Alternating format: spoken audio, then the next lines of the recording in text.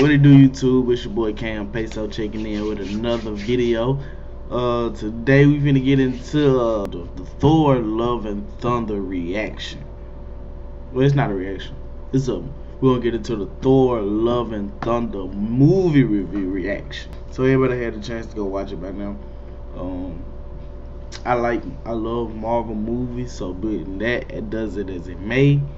Yeah, today we got the Thor Love and Thunder movie review reaction. So it's by Chris Stuckman. We're gonna see what he got to say about the movie, cause it's been getting like mixed reviews. You know what I'm saying? They've been saying, like, some people been saying it's just another boring movie. They ain't like how Jane was handled. This, that. You know what I'm saying? I personally enjoyed it. What aspects? I don't even remember what I disliked about the movie, but it was like the action was better than most movies, and like this movie actually like let Thor be overpowered. Like he wasn't he was actually able to beat his villain like one-on-one. Every fight they got into, he was able to handle his own and whoop him. You know what I'm saying? They ain't never undersell his power like how they did in Doctor Strange. Doctor Strange didn't win not one fight his whole movie. You know what I'm saying? Like, you weren't even the strongest person in your personal movie. So with that, you know what I'm saying, I feel like they did that great in this movie. And then they let Jane actually be a help in the movie. You know what I'm saying? She wasn't just she wasn't just like a throw-in Thor, but like she always got to get saved because she don't know how to use her powers. No, she was actually contributing in all the fights. Thor comedy was always hit and miss with me, but when it comes to the fights, it was great. All the fights was great, especially like the fights with Gore. And Gore was actually a formidable opponent. And you know what I'm saying? And his reasoning wasn't bad. Like, I think that's another thing Marvel do great with their movies. Like, they make sure the reasoning behind them, what their motives behind what they're doing, be valid. Like, if I lose my child, I'm gonna go through the depths of earth to bring him back. So, and that's what Gore did. You know what I'm saying? He made sure he was able to bring his child back. And how you would feel if you lost your most loved person in the world, and then your God laughs in your face once you get to him. You know what I'm saying? Just laugh in your face. You know what I'm saying? Then downplay me losing my child. Yeah, it's up. So he had a reason to be doing what he gonna do. So let's get into the movie review and see what Chris got to say about it, and let's see if we disagree or agree with what he got to say. What's going on, everybody? I hope you're having a great day. Make sure y'all go like and subscribe to this channel too. For my film Shelby Oaks, it's been a lot of fun. We've been working on a rough cut, as fun as that can be. The Martin Scorsese quote about wanting to vomit whenever you watch a rough cut is accurate. It's difficult to look at a film in an unfinished state with no sound and no music and terrible everything until it starts to sort of not look terrible, and then you're like, oh, there's the movie. It's starting to show itself. It's an interesting process. Every time I've ever gone through it with short films, it's always really hard.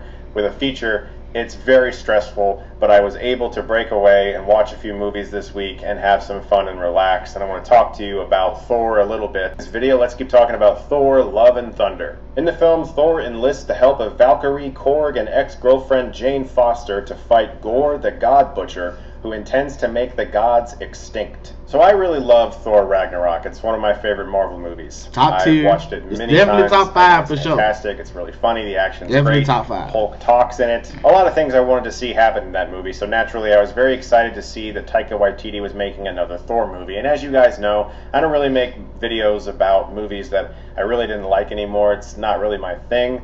I don't think it's necessarily appropriate since I'm trying to make films professionally, and it's just a sort of strange thing that I don't really think is. It's just kind of weird, and so I've stayed away. It's like if I don't say for instance, if I do a reaction on somebody's song, I'm critiquing somebody else. Somebody else really work hard on and do. You know what I'm saying? You don't see me give a bad reaction on it. If I ain't gonna give nobody a bad reaction. Like, if I don't like it, I ain't gonna drop it, or I just ain't gonna react to it. You know what I'm saying? Because that's somebody else's prior possession. So why get on the internet and talk bad about something somebody else worked hard for? You know what I'm saying? I don't really want to build my platform on talking negatives about others. You know what I'm saying? So that's why we don't talk about beef and all that other stuff, because you don't want to build your platform on being negative, and I don't want to bring negative people onto the channel. You know what I'm saying? Because that you don't want to feed. I don't want to give off that type of energy on the channel. So I agree with that 100%. Even though that's not what I'm trying to do, like be in the music business, but I don't want to become a popular channel and then be talking bad about artists, so then they feel a certain type of way. You know what I'm saying? So that's why, if I don't like it, I ain't gonna react to it. I just stay away from it altogether. Away from it. And this is going to be one of those weird times where I didn't really love this movie. I enjoyed aspects of it. There were a lot of things that I did like, and I certainly didn't hate the movie, and I wouldn't even go as far as to say that I didn't like it, but it's no Ragnarok. When I left the theater, I thought to myself, okay, that was visually dazzling.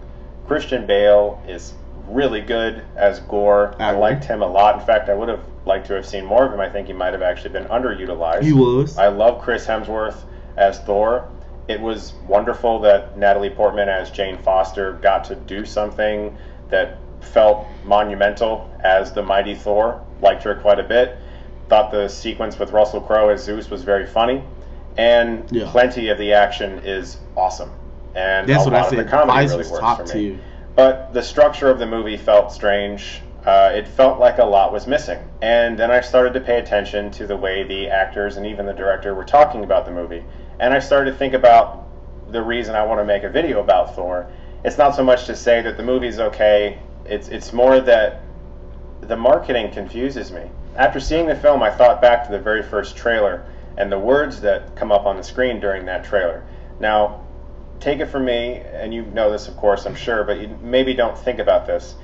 In a trailer for a movie, the words that appear to market the film are thought about for a long time. Many people discuss what exactly should show up in a trailer, especially for a film of this size. So when they initially chose the words, "Not every God has a plan," I remember thinking that's a strange way to sell your movie. Until I saw the movie and I realized that it is really kind of just about Thor hanging out and going around to various locations hoping to save some kids who are in a cage somewhere. And the film itself also kind of feels like it doesn't have as much of a plan as Ragnarok did. And then I hear Christian Bale in various interviews talking about all of the things that he did in the movie that aren't in the movie.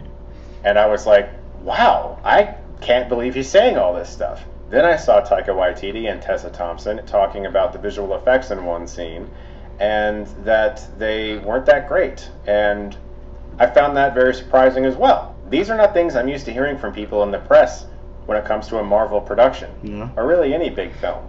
And it makes me wonder if Kevin Feige was so tired of keeping secrets from Spider-Man No Way Home and Doctor Strange Multiverse of Madness that he finally went, oh, whatever, man. I've met Taika Waititi. He was super nice to me. I think he's a great filmmaker.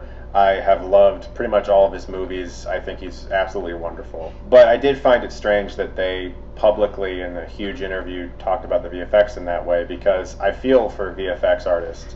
These people are often very overworked and are rarely given enough time to complete their jobs. And I would wager that most of them would like more time than they are given to complete their work, because, like basically every artist on Earth, it would always be nice to have a little more time, wouldn't it? David Fincher said it best, and I'm going to paraphrase because I can't remember the movie he was talking about, but he said, "This you is always not a know movie. the best way I thought it was to going to be direct your different than what movie this is." After you directed your movie. Because you've already gone through it, and you're like, yeah, I definitely should have done that, but it doesn't matter, because that's in the past now, and you have to move on. So I was a little confused about the VFX comment. But also, historically, Taika Waititi can be hard to read if he's being serious or just joking, or, you know, he jokes so much, and sometimes when you watch like an interview where he's serious for a long time, it's almost like it's like his body wants to make a joke, like he can't stay serious.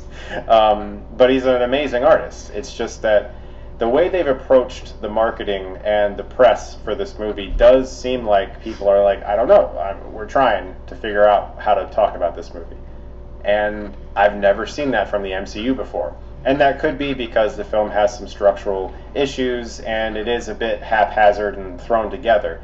But somehow it's still remarkably very entertaining. It's just that it's nowhere near as good as Ragnarok. So I have to ask myself if this is like a new era for Marvel, where they stop caring as much about the way their artists talk about their movies, because this feels so much less controlled than with a film like Spider-Man No Way Home. And granted, there's no like massive spoilers to give away in Love and Thunder. True. And perhaps that could be why. But it just feels like the leash has been significantly loosened from Marvel in the way they've talked about this movie. Clearly the film has had a divisive reaction, but I can say that I did enjoy the couple hours in the theater. It's just, compared to Ragnarok, I probably won't watch Love and Thunder again, but I've seen Ragnarok like 4 or 5 times. But I would still like to see another Thor movie from this team, just because Chris Hemsworth seems to enjoy playing the character so much and he's great at it. And as I said, this is a visually dazzling movie.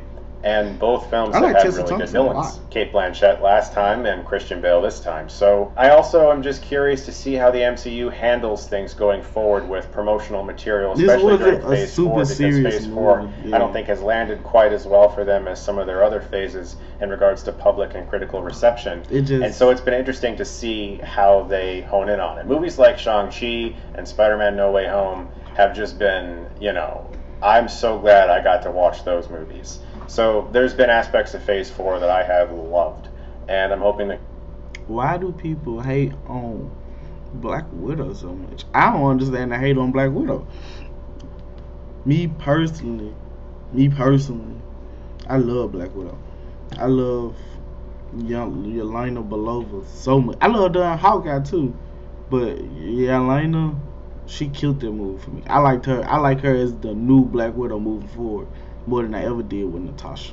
And going forward, we still get some more stuff like that. Guys, thank you so much as always for watching. I'm going to go see Top Gun a 3rd time this weekend. I love that movie. It was even better the 2nd time. I can't wait to see it again. Guys. Well, I apologize. I thought this movie, he was doing a lot of dissecting. I thought we was going to see a lot of movies, scenes and stuff in the review also, but we didn't. So that was on me. I thought we was going to see more movie review stuff. He was more of a generalization of the movie and more things. It wasn't really how I thought it was going to be, so I apologize for that.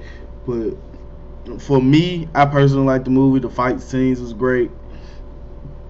I feel like this is most of the reason we should be caring about Marvel movies. I think we're getting so lost on the secretive nature of Marvel, and not really what Marvel should be.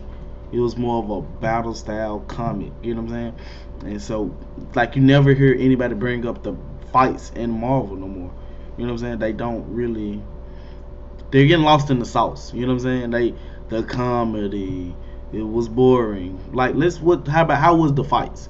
The fights with the first time he fought Gore, or the first time when, like, his powers, you know what I'm saying? Like, every fight scene that you seen Thor was fighting in, his powers was delivered great.